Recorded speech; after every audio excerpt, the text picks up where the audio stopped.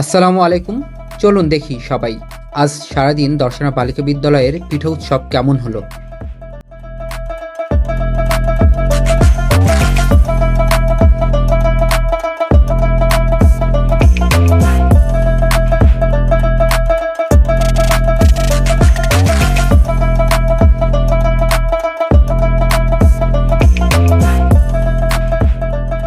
আচ্ছা, তোমরা আজকে কি জন্য এসছো? পিঠা উৎসব।